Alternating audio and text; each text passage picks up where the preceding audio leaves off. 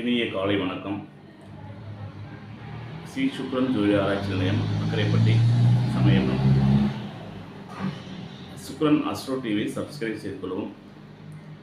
என்னிடம் ஜோதிடம் பார்ப்பதற்கும் நேரடியாகவோ ஆன்லைன் வழியாகவோ நீங்கள் என்னை தொடர்பு கொள்ளலாம். தொடர்பு கொள்ள வேண்டிய தொலைபேசி எண்கள் 80 720 73 501.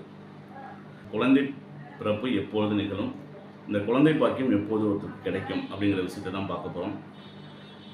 இந்த குழந்தை பாக்கி பிறப்புங்கிற விஷயத்தில் பார்க்கும்போது, பெண்ணாக இருந்தால் 18 வயதுக்கு மேலும் 35 வயதிற்குள்ள அவங்களோட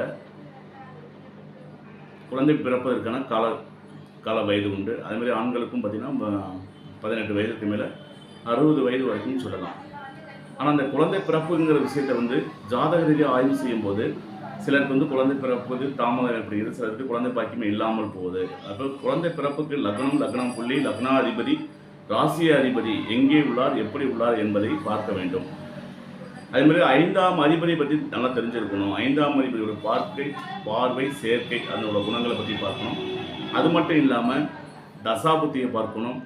1, 3, 5, 7, 9 தசாபுத்தி காலங்களில் குரு ஆட்சி உச்சம் பெற்று தசாபுத்தி நடக்கும்போதும் இந்த புத்தி காலங்களில் குழந்தை பிறப்பதற்கு முக்கியத்துவம் உண்டு.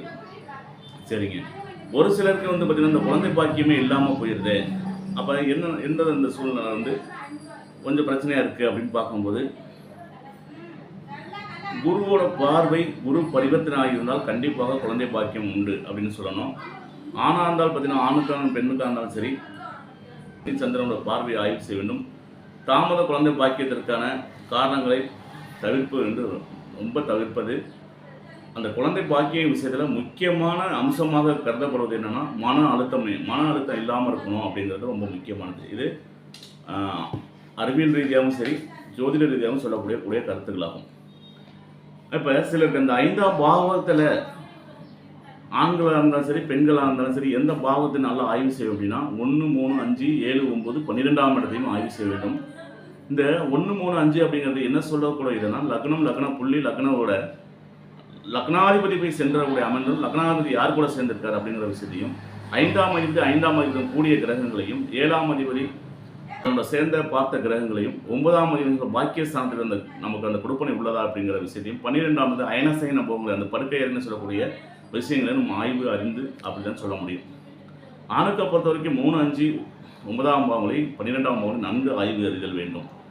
3ஆம் இடத்தில் தனித்த கேதாக இருந்து சுப கிரகங்கள் பார்க்காமல் பாவ கிரகங்கள் பார்க்குமாயின் அந்த ஜாதகருக்கு பார்த்தீங்கன்னா குழந்தை பாக்கிய விஷயத்தில் ஒரு கொடுப்பனை இருக்காது. கேது என்பவர் சுருக்க தனித்த கேதாக இருந்து சுருக்கம் மட்டுமே செய்கிறார். ஜாதக ரீதியாக பார்த்தீங்கன்னா ஆய்வு செய்யக்கூடிய சில புத்திர பாக்கிய ஸ்தானாதிபதி ஆணாக இருந்தாலும் சரி, பெண்ணாக இருந்தாலும் சரி, இருவருக்கும் பார்த்தீங்கன்னா சமமாக பாதிக்கக்கூடிய பாவம் தான். இந்த முக்கிய புத்திர பாக்கியங்கிறது கிடைக்கக்கூடிய விஷயத்தில் கணவன் மனைவிக்குள்ள ஒரு அந்யோன்யம் கண்டிப்பாக இருக்க வேண்டும். அவர்களிடத்திலே புரிதல் இருக்க வேண்டும்.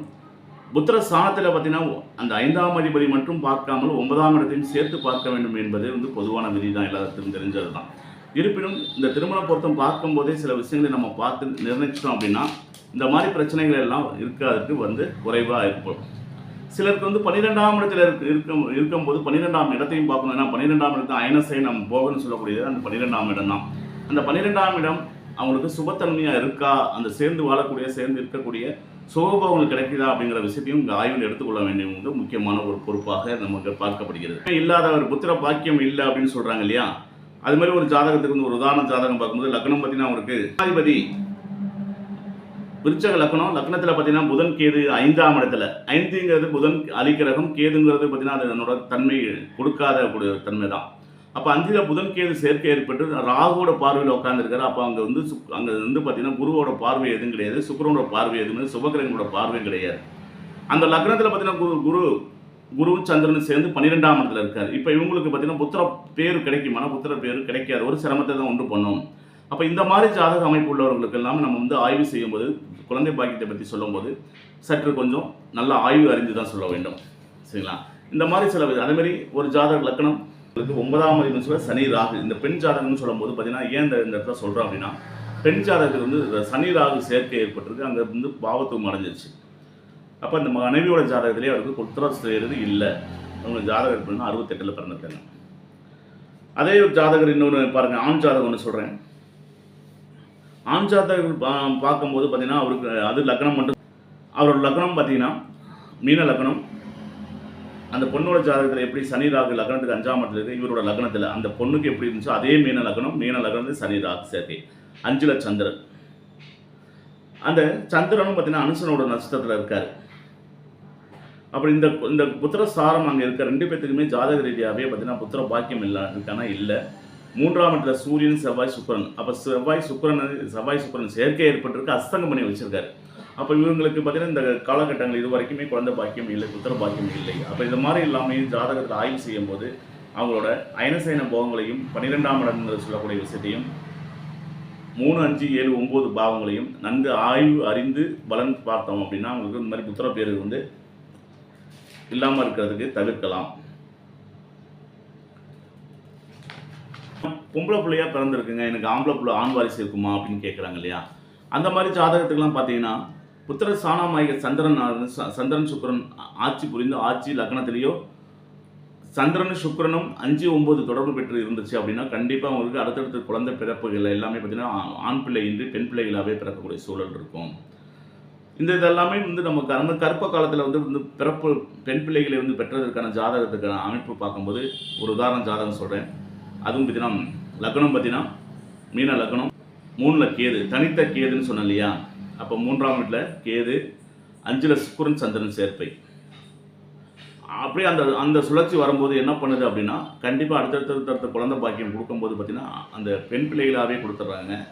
அந்த சுக்கிரன் சந்திரன் சேர்க்கையை விட்டு பெண் வீட்டிலே இருக்கும்போது அந்த அடுத்த குழந்தைக்கு பார்க்கும்போது கடகம் வந்துடும், அடுத்தது பார்த்தீங்கன்னா கன்னி வந்துடும். இந்த மாதிரி சுழற்சி முறையில் வரும்போது இந்த மாதிரி ஒரு அமைப்பு இருக்கும். அதை பொதுவாகவே புத்திர பாக்கியத்துக்கு புத்திர ஸ்தானத்துக்கு பார்க்கக்கூடிய இடம் காலபுருஷனுக்கு 5ஆம் இடம். அப்போ காலபுருஷனோட ராசி வந்து சூரியனும் நல்ல நிலைமையில் இருக்காரா, புத்திர பேர் கிடைக்கக்கூடிய அமைப்பில் பார்க்கணும். புத்திரர்கள் வந்து கிடைக்கும் அந்த ஜாதகருக்கு. அந்த சூரியன் நல்லா வலுத்தன்மையாக இருக்காரு. காலபுருஷ விதிப்படி 5ஆம் இடம் புத்திரஸ்தானம்னு சொல்லக்கூடியது. அப்போ 5ஆம் இடம், 7ஆம் இடம், 9ஆம் இடம், 11ஆம் இடம் அடுத்தடுத்த குழந்தைகள் வந்து இப்படி தான் இருக்கும். அப்போ முதல் குழந்தைங்க அப்படிங்கிறது 5ஆம் இடத்தில், காலபுருஷனுக்கு 5ஆம் இடத்தில், லக்னத்துக்கு 5ஆம் இடத்தில், லக்னாதிபதி 5ஆம் இடத்தில், ராசிக்கு 5ஆம் இடத்தையும் பார்க்க வேண்டும். இந்த மாதிரி 5, 7, 9, 11 அப்போ இவங்களுக்கு எத்தனை குழந்தை வரைக்கும் பிறக்கக்கூடிய உண்டு அப்படிங்கிற விஷயத்தை எல்லாமே நம்ம இந்த பாவங்கள் எல்லாமே ஆய்ந்து அறிந்து சொன்னோம் அப்படின்னா அந்த புத்திரம் பேர் எப்போ கிடைக்கும் அப்படிங்கிற விஷயத்தை நம்ம தெளிவாக சொல்ல முடியும். சில பாவகிரகங்கள் சேர்க்கை பார்வை இருப்பின் தவிர்ப்பது நல்லது. அதேமாதிரி அலிக்கிரகங்களோட சனி புதன் சேர்க்கை, சனி கேது சேர்க்கை, புதன் கேது சேர்க்கை இந்த மாதிரிலாம் இருக்கும்போது அதற்கு ஏற்றாற்போல் அந்த கொடுப்பினை அமைத்து கொடுப்போமானால் புத்திரர் பேர் அவங்களுக்கு சிறப்பாக இருக்கும். அப்போ புத்திரர் எனக்கு இல்லை சார், ரொம்ப தாமதம் ஆகிட்டு இருக்கு, அதுக்கு ஏதாவது பரிகார கோவில் இருக்கான்னா கும்பகோணத்தில் இருக்கிற கற்பகராட்சி அம்பாளோட வழிபாடு செய்வது ரொம்ப சிறப்பு. அதேமாதிரி திருச்செந்தூர் செந்தில் ஆண்டவரை தரிசனம் செய்வதும் சிறப்பு. இந்த 2 தெய்வங்களையும் அத்துடன் இணைத்து உங்களோட குல வம்சத்தை விருத்தி செய்யக்கூடிய குலதெய்வத்திற்கு அனுகிரகம் உண்டு. அந்த குலதெய்வத்தையும் பிரார்த்தனை செய்து கொள்வதும் இஷ்ட தெய்வங்களை வணங்கி வருவதும் உங்களுக்கு மிக சிறப்பாக இருக்கும். நன்றி, வணக்கம். மீண்டும் அடுத்த பதிவில் சந்திப்போம். வாழ்க வளமுடன், வாழ்க